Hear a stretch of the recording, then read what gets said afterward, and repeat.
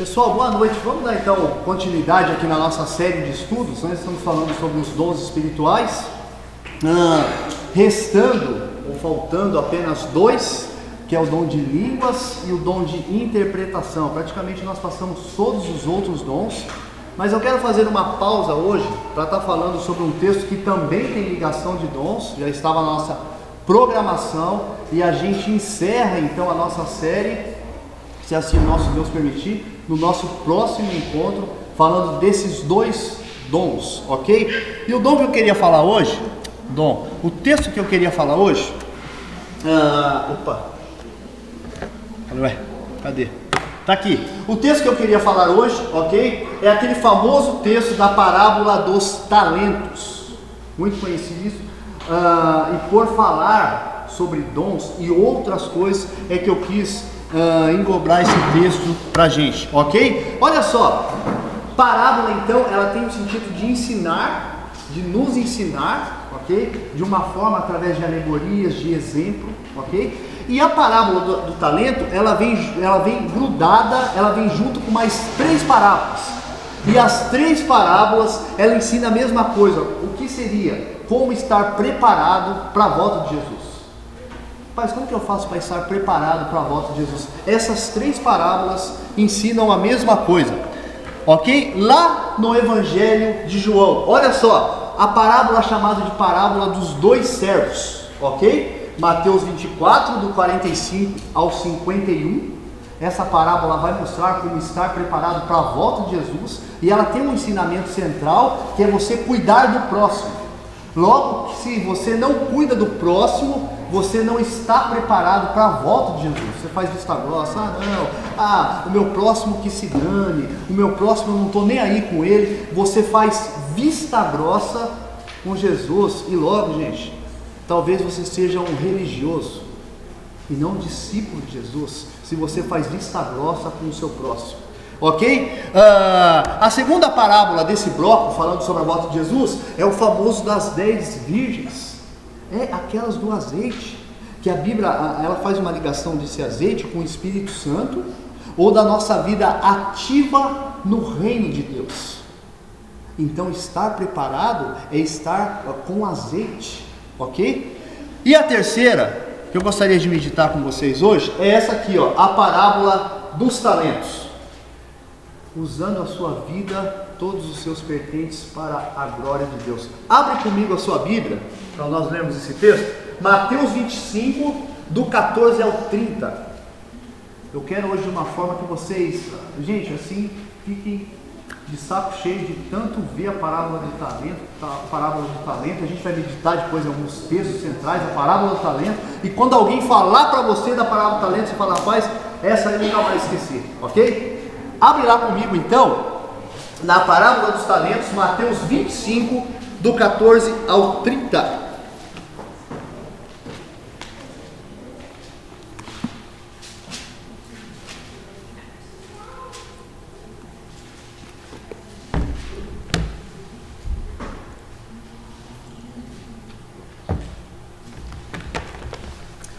Vamos lá, diz assim, olha, Mateus 25, do 14 ao 30. E também será como um homem, olha só que esse também tem ligação com o texto anterior, falando da vinda de Jesus, que ao sair de viagem, chamou seus servos e confiou os seus bens. A um deu 5 talentos, a outro 2 e a outro 1. A cada um de acordo com a sua capacidade. Em seguida partiu de viagem. O que havia recebido 5 talentos saiu imediatamente, aplicou-os, ganhou mais 5. Também o que tinha 2 talentos ganhou mais 2. Mas o que tinha recebido 1 talento cavou em um buraco no chão e escondeu o dinheiro do seu senhor. Depois de muito tempo, o senhor daqueles servos voltou e acertou contas com eles. O que tinha recebido 5 talentos trouxe os outros 5 e disse: o senhor me confiou 5 talentos, veja, eu ganhei mais 5. O senhor respondeu: muito bem, servo bom e fiel, você foi fiel no pouco, eu lhe porei sobre o muito. Venha e participe da alegria do seu senhor. Veio também o que tinha recebido 2 talentos e disse: o senhor me confiou 2 talentos, Veja, eu ganhei mais 2. O Senhor respondeu: muito bem, servo bom e fiel. Você foi fiel no pouco, eu lhe porei sobre o muito. Venha e participe da alegria do seu Senhor. Olha só agora. Por fim, veio o que tinha recebido 1 talento e disse: eu sabia que o Senhor é um homem severo, que colhe onde não plantou e junta onde não semeou. Por isso tive medo, saí e escondi o seu talento no chão. Veja, aqui está o que pertence ao Senhor. O Senhor respondeu: servo mau e negligente, você sabia que eu colho onde não plantei e junto onde não semeei? Então você deveria ter confiado o meu dinheiro aos banqueiros, para que, quando eu voltasse, o recebesse de volta com juros. Tirem o talento dele e entreguem-no no que tem 10, pois a quem tem, mais será dado, e terá em grande quantidade, mas a quem não tem, até o que tem lhe será tirado. E lancem fora o servo inútil nas trevas, onde haverá choro e ranger de dentes. Gente, qual é o desafio dessa noite? A parábola ela funciona mais ou menos assim. Você dá uma lida na parábola, você dá uma olhada na parábola e você tem que se identificar com um dos personagens da parábola, ok? Então eu quero que você aí sozinho no seu lugar, você fala: opa, eu sou o servo que recebeu 2 talentos. Ah, não, eu sou o servo que recebeu 5 talentos. Eu sou o servo que recebeu 1 talento. Só não pode ser o Senhor, que o Senhor é Deus, ok? Na parábola e no exemplo de Jesus. Então, na parábola, você identifica quem você é, ok? Não esquece disso. Quem você é na parábola. E para dar uma reforçada, se você falar: eu li o texto, eu não entendi nada, deixa eu mostrar para vocês aqui uma... Tá embaçadão? Gente, a lente embaçada, o cara sem óculos. Então tô achando que é minha... Vamos ver se melhorou. Vamos ver. Para você que não entendeu o texto, deixa eu colocar aqui uma ilustração, um desenho digital, para ficar um pouquinho mais claro para você o que é a parábola do talento. Dá uma olhadinha, é rapidinho.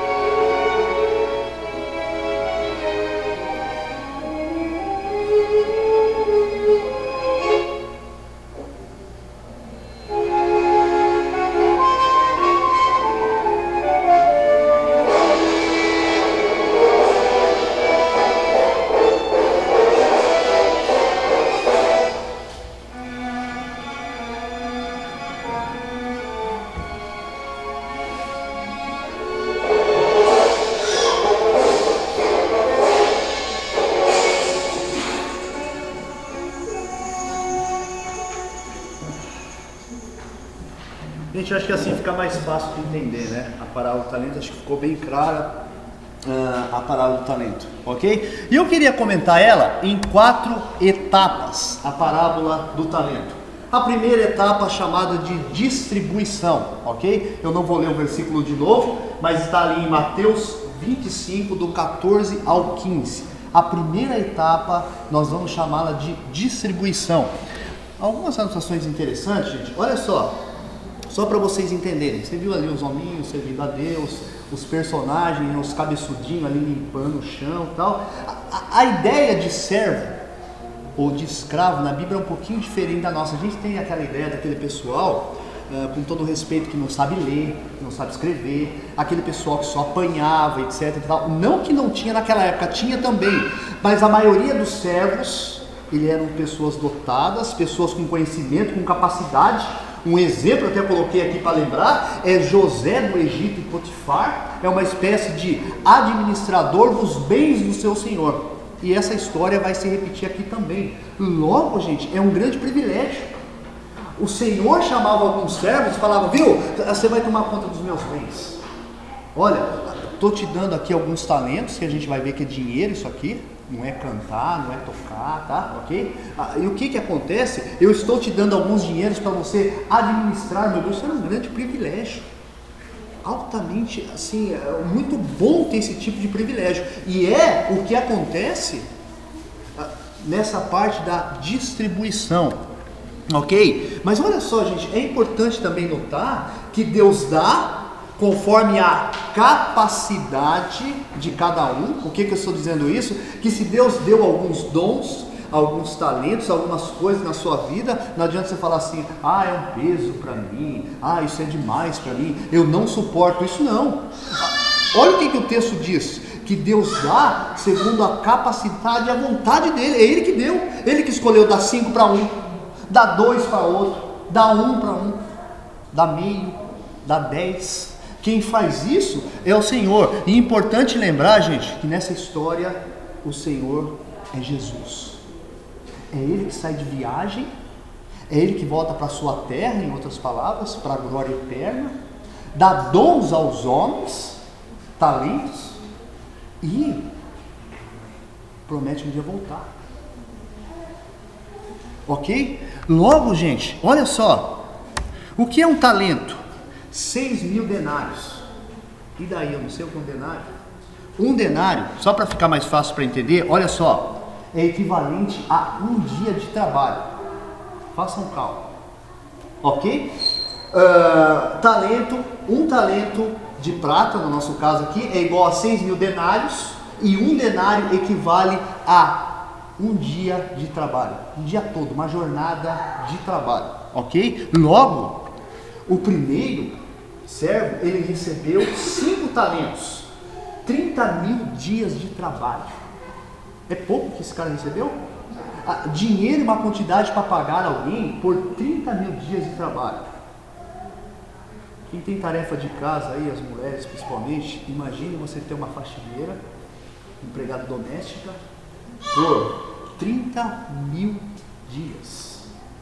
É o que esse cara praticamente recebeu. Gente, é muito dinheiro, é incalculável o que esse cara recebeu. Mas olha só, o segundo, ele também não recebeu pouca coisa não. O segundo recebeu 12.000 dias de trabalho, 2 talentos. E o terceiro também não recebeu pouca coisa, 1 talento, 6.000 dias de trabalho. E deixa eu falar uma coisa para vocês. Há muita divergência quando você cata alguns teólogos. Os caras falam assim: para mim os talentos representam os dons espirituais. Não, representa tudo que eu tenho de benefício na minha vida. Para mim, eu acredito isso, por causa do final da nossa história, que representam as duas coisas: os dons espirituais, mas também os recursos que Deus tem colocado em suas mãos. Eu não sei se você tem uma ideia, mas tudo que você tem é do Senhor, queira você ou não, e Ele tira a hora que Ele quiser. Você só está administrando para o Senhor, ok? Logo, tudo que você tem, gente, tudo que Deus tem colocado em suas mãos, pertence a Ele. E um dia, esse Deus vai tomar conta do que Ele tem colocado em suas mãos. Deixa eu falar algumas coisas aqui, como por exemplo, o seu diploma, a sua família. Sabe que eu tenho sido negligente com a minha família? Os meus bens materiais e os meus dons também.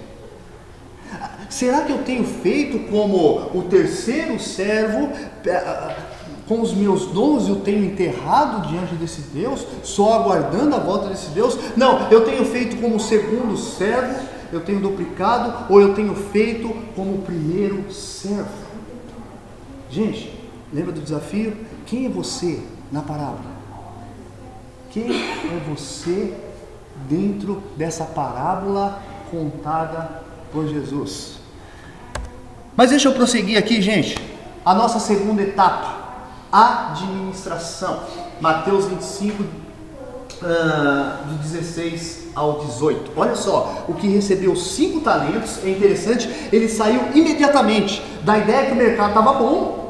Imediatamente esse cara saiu, e eu vou produzir, e eu vou trabalhar para o meu Senhor. Eu trabalho com alguns médicos lá, e até fiquei pensando esses dias, falei, gente, como dá trabalho ser rico? E ele falou para mim que o investimento bom agora que ele está tendo é na Bolsa de Tóquio. O problema é que a Bolsa de Tóquio funciona de madrugada, quando a gente está dormindo. Então sabe o que ele faz? Acorda de madrugada, fica lá, madrugada. Aí ela chega lá no serviço com os olhos desse tamanho, super cansado. Ele fala, não, essa noite eu fiquei aplicando na Bolsa de Tóquio. E eu fiquei lá aplicando na Bolsa de Tóquio e correndo e abrindo e vendo qual que é a melhor aplicação. Eu falei, cara, você está se matando, né? Em outras palavras. Falou, rapaz, mas não tem jeito. Eu tenho que fazer o meu dinheiro girar e o dinheiro produzir. Então agora meu patrão está de madrugada na Bolsa de Tóquio fazendo aplicações. Gente, a Bíblia não conta como que ele fez, mas ele duplicou o seu ganho. Ele ficou de madrugada lá na Bolsa de Tóquio correndo atrás. Ele falou, o Senhor vai voltar e eu preciso apresentar alguma coisa a esse Senhor. Eu preciso correr e apresentar alguma coisa a esse Senhor, ok? E olha só, o primeiro, o que ele fez? Ele duplicou os talentos. Mas o segundo também, não sei se na Bolsa de Tóquio ou não, da época, ele também duplicou os seus talentos.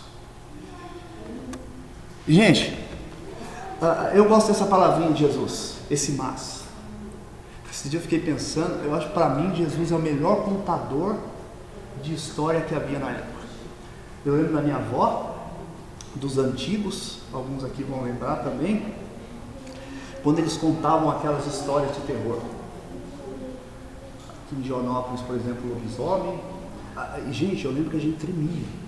Eu não esqueço disso, eu lembro que tremia. Tinha um tal, muitos de vocês não vão conhecer aqui, tinha um tal de corpo seco. Gente, não sou eu não, qualquer semelhança, mera coincidência. Não sou eu não, isso é história. Olha lá na internet, um tal de corpo seco, gente, que ele ficava num estado, ele gemia. E eu lembro, antigamente, os banheiros ficavam fora da casa.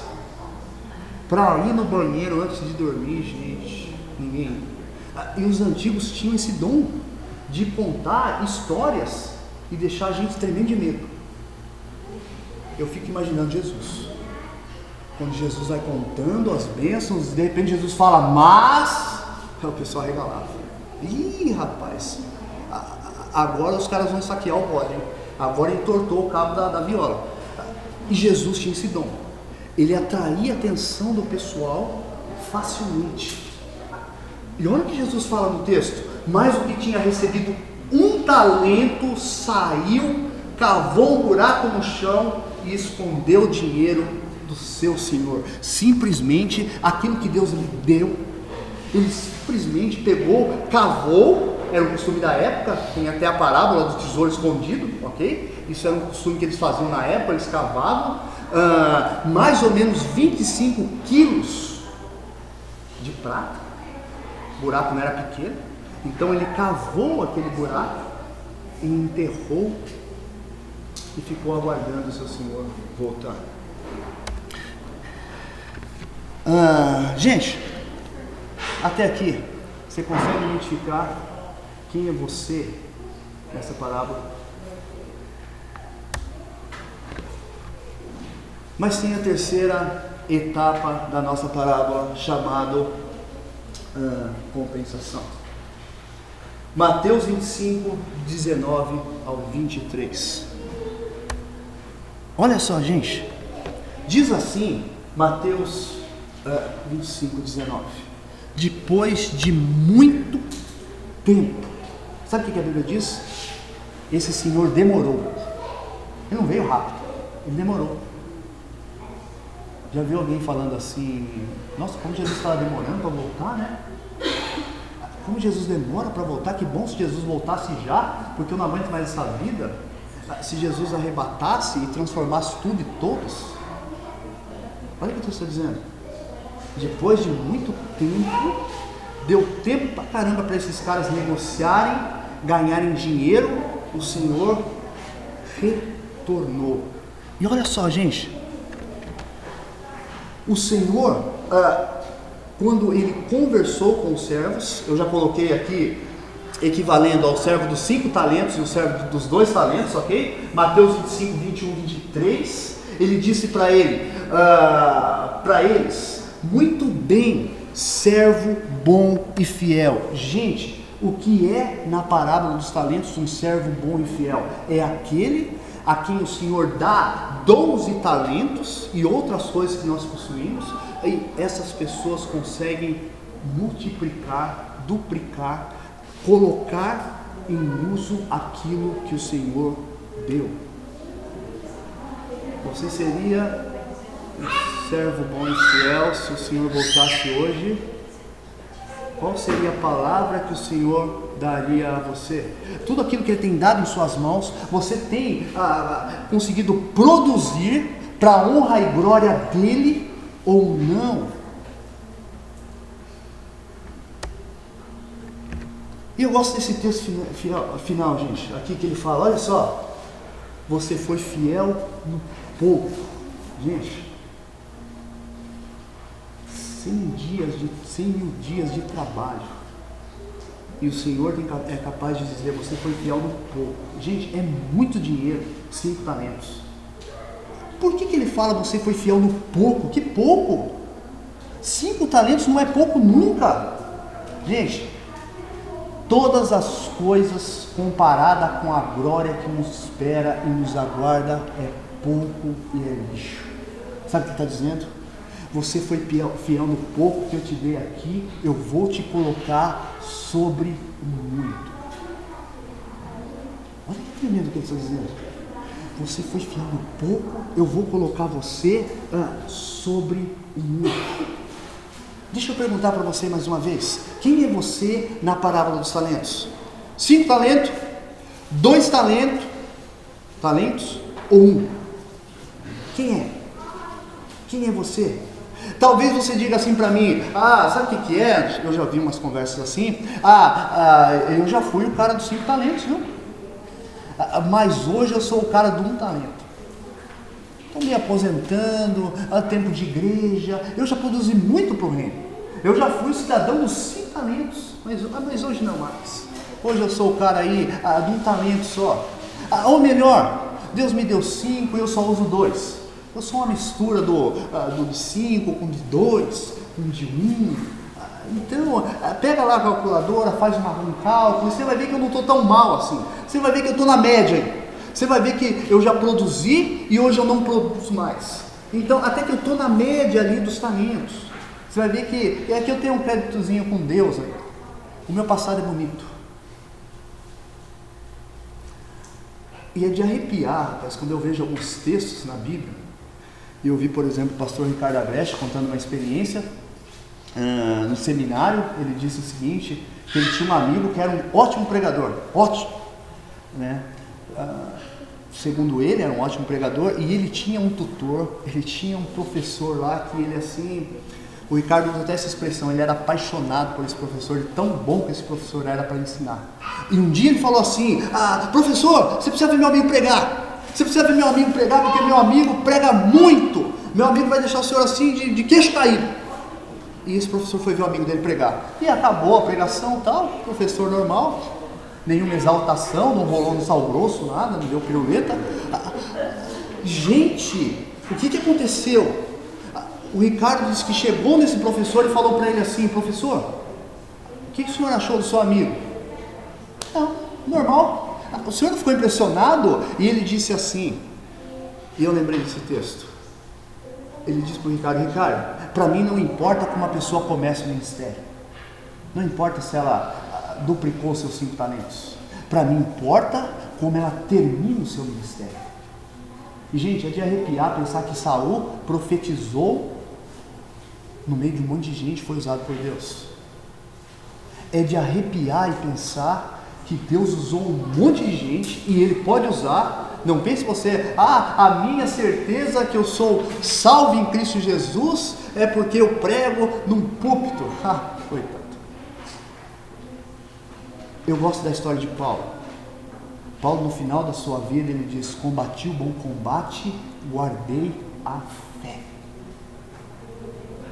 Agora a coroa da justiça me espera.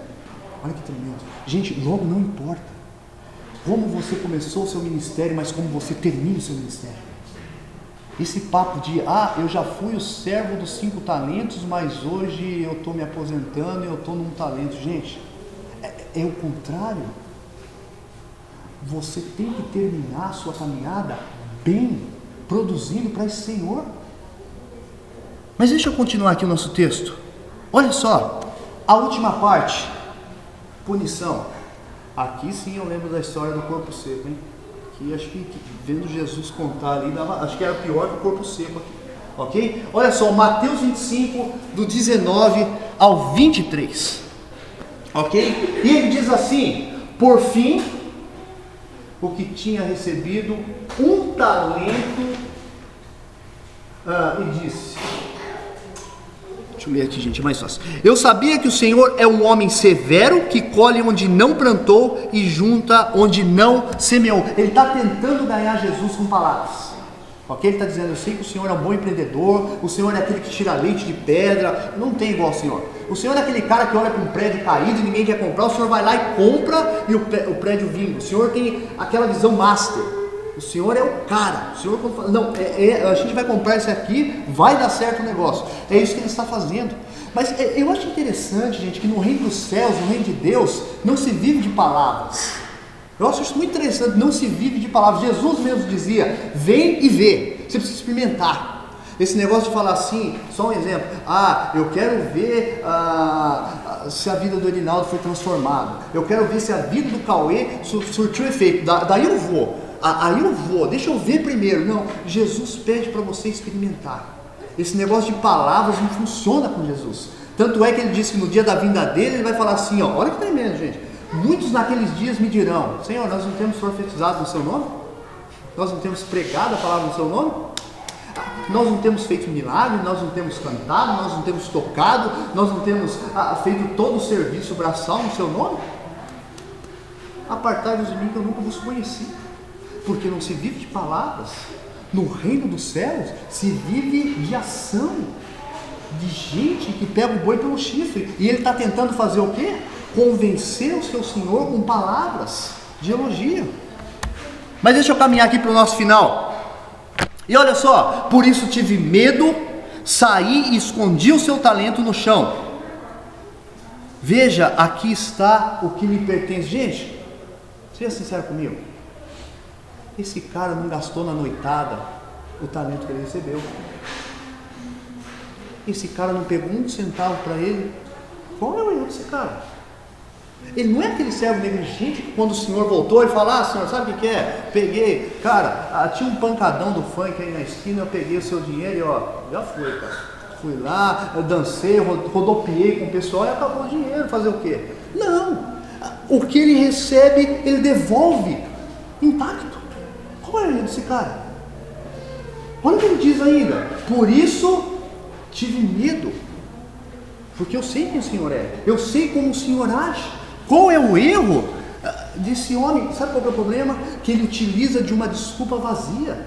A desculpa dele é altamente vazia. Sabe qual é o problema dele? Olha só,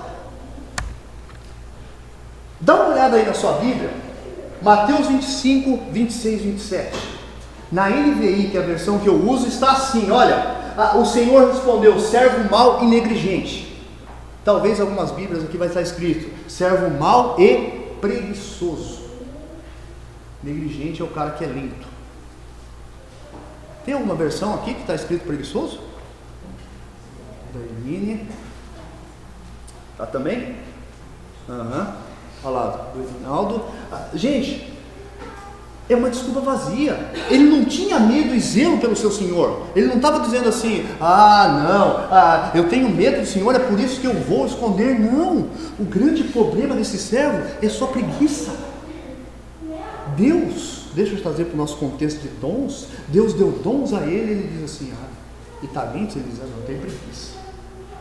Esse negócio de ensaiar, esse negócio está descanseiro, eu tenho preguiça. Esse negócio de servir o próximo, esse negócio de ser parecido com Jesus, dá preguiça, gente. Esse negócio de ter que caminhar com pessoas, eu sou preguiçoso. Não, para mim não dá. Qualquer dom e talento que Deus me deu, por quê? Sabe o que eu faço? Vou pegar o meu dom e o meu talento, vou enterrar ele bonitinho, deixa quietinho aí. Afinal de contas, não peguei um centavo para mim. Afinal de contas, eu estou frequentando uma comunidade. Para quê? Para que me cansar? Para quê? Gente, é isso que esse servo faz. Logo, em contraponto, o servo bom e fiel é aquele que recebe o que o Senhor lhe deu, seja muito ou seja pouco, e duplica, e trabalha para a glória do seu nome. E o servo mau é aquele que pega o que recebeu de Deus e enterra. Senhor, eu recebi tão pouco do Senhor. Está na atividade? Então você é um servo bom e fiel. Eu recebi muito de Deus ou pouco, mas enterrei. Você é um servo mau, eu sou um servo mau. Quem diz isso é o texto. E para nós encerrarmos, olha só. Olha que interessante. Ele diz assim: tirem o talento dele e entreguem ao que tem 10, pois a quem tem, mais lhe será dado, e terá em grande quantidade, mas a quem não tem, até o que tem lhe será tirado. É um assunto para a gente conversar lá online pelo Skype, quarta-feira, que é sobre galardão, ok? Esse assunto, ok? E outra coisa também que eu até anotei aqui: este homem perde o privilégio de servir o seu Senhor aqui na terra. Assim como eu e você, se nós enterramos o nosso talento, se nós enterramos o nosso dom, nós estamos perdendo o privilégio, não é um peso, de servir o Senhor aqui na terra. Ok? Olha só. E lancem fora o servo inútil nas trevas, onde haverá choro e ranger de dentes. Duas questões aqui, gente. Alguns acreditam que isso aqui é só uma perca de comunhão. É só alguém que Deus está disciplinando e que mais tarde volta a ter comunhão com Ele. Mas a maioria, e eu principalmente, por causa do que vem depois, ele vai falar que está separando as nações, que vai lançar alguns no lago de fogo. Eu acredito que ele está falando de castigo eterno. Eu entendo aqui, gente, que aqueles que catam o seu dom e talento e os enterra e vivem uma vida ao seu bel prazer, eles não são discípulos de Cristo. Eles andam como os discípulos, eles participam como os discípulos, eles estão no meio dos discípulos, mas eles não são discípulos de Cristo, porque eles não produzem para a glória de Cristo. São meros religiosos. São gente do coração endurecido, gente que adora pisar em gente, em outras palavras, gente que não consegue correr para a cruz, gente que tem dificuldade com perdão, gente que tem dificuldade em se submeter à graça de Deus. Para encerrar e para a gente orar, pergunto para você: nessa parábola, quem é você? Você é o tipo de pessoa que diz: eu só participo se for com fulano, cicrano, beltrano, Você é capaz de falar: eu suporto o meu próximo, eu suporto esse que está junto comigo por causa da cruz de Cristo. É por causa da cruz que eu consigo caminhar com o outro. Quem é você na parábola dos talentos? Gente, o que você tem feito ou vai fazer com os dons, com os talentos, com os recursos, com a família que Deus tem te dado? O que você vai fazer? Vamos orar? Senhor Deus, eu quero te agradecer, ó Pai, por esta noite, agradecer por cada vida que aqui se encontra, ó Pai, e ó Deus, o Senhor mesmo diz na sua palavra que sem o Senhor nós não podemos fazer nada, ó Pai. Por favor, ó Deus, assim como na parábola das 10 virgens, ó Pai, que o nosso azeite, ó Deus, ele possa transbordar da sua graça, ó Pai. Senhor, nos dá o privilégio, ó Pai, simplesmente de te glorificar nessa vida, de ter ouvidos alertados para te servir com os nossos dons, talentos, com os nossos recursos, ó Pai. Nos dá o privilégio de orar pelos nossos filhos, ó Pai, e não somente orar, de ter tempo com eles, ó Deus, diante das Escrituras, diante das outras coisas, ó Pai. Senhor, eu sei que o Senhor é um Deus de propósito e cada pessoa que aqui está, foi essa que o Senhor destinou para ouvir a sua palavra nesta noite, Pai. Senhor, mexe, ó Deus, com o nosso interior durante a semana, nessa noite, ó Pai, para que nós possamos, ó Deus, entrar na alegria do Senhor, como esse texto diz, ó Pai. Senhor, nos dá uma ótima semana, em nome de Jesus, amém.